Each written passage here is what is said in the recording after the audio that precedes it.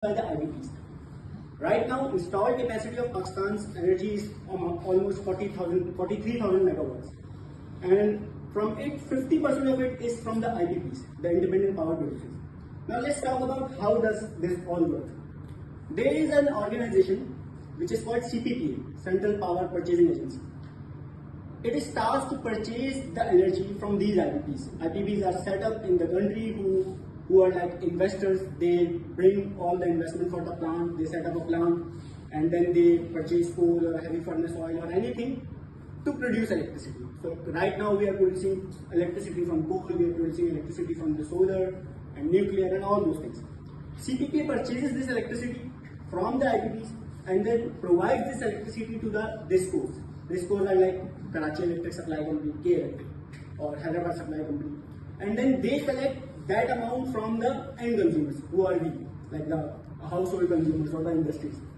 Now when they collect that money, they give it to the CPPA and then CPPA gives it to the IPPs. Now, if we want to see the problems that are currently faced by these industries, that can be categorized into some charting thing. Can we move into the next slide? So these three charts, in my opinion, summarize the whole situation.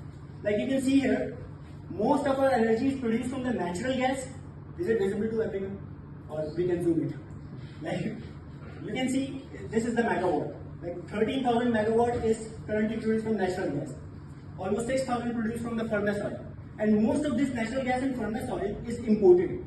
Now when you import these things to produce electricity, it's higher cost, because US dollar appreciates and all those things. And when the cost increases, the CPPA tells DISCOs to increase the tariff. That's why our K Electric's tariff increases. Like first you paid 20 rupees per unit, now you pay 43 rupees per unit. The consumers don't pay that because most of the consumers are household. Like if you look in this chart, the most of the consumers are from the household. 48% of current consumers are household, like you and me and everyone. So it has some seasonality. Like in summertime, the electricity demand increases, and in other time it decreases. So that's why these are all the problems.